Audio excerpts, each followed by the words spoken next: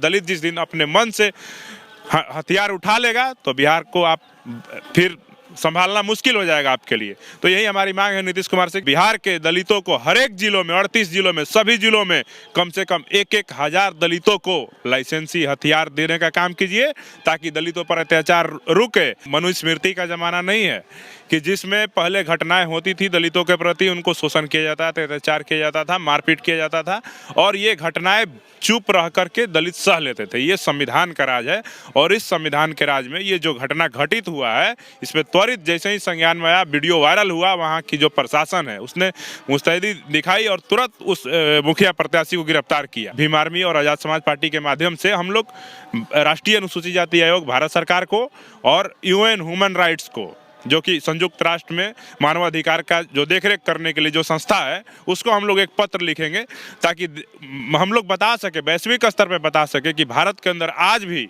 आज़ादी के 72 सालों बाद भी भारत में कैसे दलितों के प्रति अत्याचार होता है, कैसे इनका शोषण किया जाता है, कैसे इनको दबाया जाता है, किस तरह से इनके साथ दुर्व्यवहार किया जाता है। इसके लिए हम लोग पत्र लिखेंगे और इस पर कड़ी से कड़ी कार्रवाई करने के लिए हम लोग सरकार से मांग करेंगे। बिहार के औरंगाबाद ज़िले में एक मुखिया प्रत्याशी को वोट ना देने की वजह से दो दलित युवक को उठक बैठक कराया गया और थूक चटवाया गया और बोला गया कि अपना थूक नहीं चाटोगे तो हम थूकेंगे और उसको चाटना पड़ेगा। इस मुद्दे पे हमारे साथ बात करने के लिए अमर ज्योति हैं, जो कि भीम आर्मी के नेता हैं। ये जो घटना है औरंगाबाद के कुटुंबा एक ब्लॉक है, वहाँ पे कुटुंबा विधानसभा भी है, वहीं का एक घटना है। वहीं पे एक सिंघवा गांव है, वहाँ की घटना है। वहाँ का एक मुखिया का प्रत्याशी था बलवंत सिंह, उसने 2 दलितों को पकड़ करके स्पेसिफाई करके कि देख के कि ये कमज़ोर लोग हैं, इनके साथ हम किसी तरह का भी मतलब दुर्व्यवहार करेंगे तो ये लोग हमको पलटकर जवाब नहीं देंगे। लेकिन ये जो ज़माना है ये सोशल मीडिया का ज़माना है और संविधान का ज़माना है और ये ज़माना मनुस्मृति का ज़माना नहीं है कि जिसमें पहले घटनाएं होती थी दलितों के प्रति, उनको शोषण किया जाता था, अत्याचार किया जाता था, मारपीट किया जाता था और ये घटनाएं चुप रह करके दलित सह लेते थे। ये संविधान का राज है और इस संविधान के राज में ये जो घटना घटित हुआ है इसमें त्वरित जैसे ही संज्ञान में आया, वीडियो वायरल हुआ, वहाँ की जो प्रशासन है उसने मुस्तैदी दिखाई और तुरंत उस मुखिया प्रत्याशी को गिरफ्तार किया।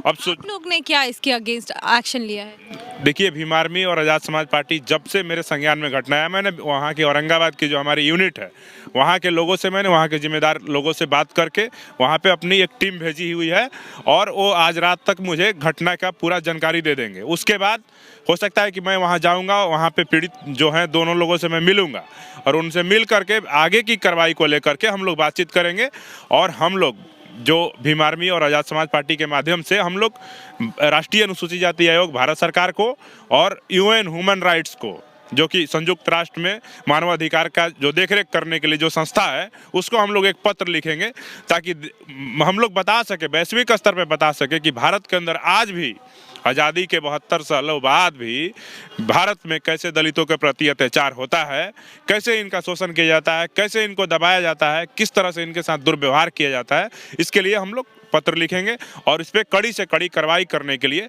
हम लोग सरकार से मांग करेंगे। अच्छा, नीतीश कुमार कहते हैं कि सुशासन की सरकार है, उसके बावजूद दलितों के साथ ऐसा हो रहा है।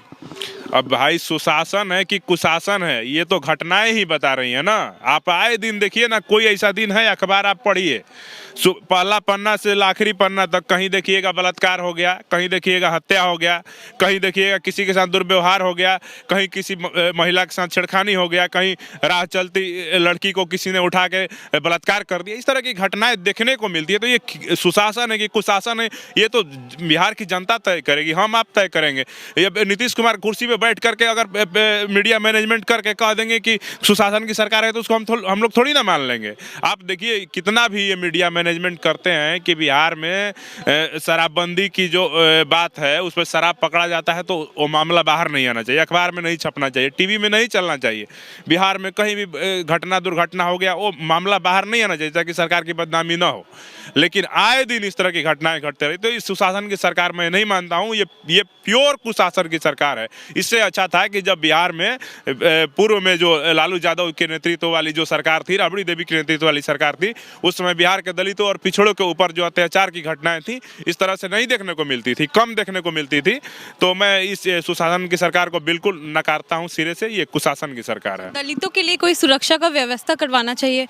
बिल्कुल करवाना चाहिए। दलितों की सुरक्षा के लिए जिस तरह की ये घटनाएं आए दिन देश में, पूरे राज्य में देखने को मिल रही है, किसी को मारना, किसी को पीटना, किसी के साथ बलात्कार कर देना, किसी का जमीन हड़प लेना, किसी का जबरदस्ती उनको थूक चढ़वा देना, या फिर इस तरह की जो भी शोषण अत्याचार से संबंधित जो भी दलितों और पिछड़ों के प्रति घटनाएं हो रही हैं, वैसे में मैं मांग करूंगा बिहार सरकार से कि नीतीश कुमार जी जैसे पूर्व में 1977 में जब बिहार के मुख्यमंत्री आदरणीय कर्पूरी ठाकुर जी हुआ करते थे श्रद्धेय, उन्होंने पूरे बिहार के 10 जिलों में जहां भी शोषण और अत्याचार की घटनाएं होती थी, उस समय उन्होंने दलितों को हर जिले में 100 लाइसेंसी हथियार देने का काम किया था।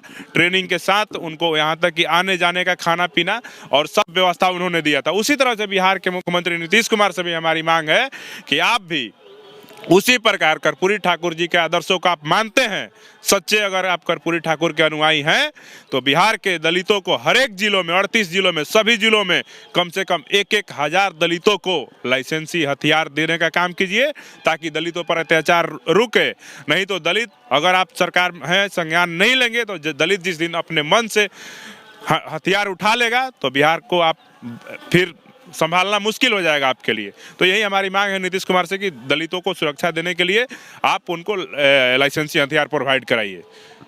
तो ये थे हमारे साथ भीम आर्मी के नेता अमर ज्योति।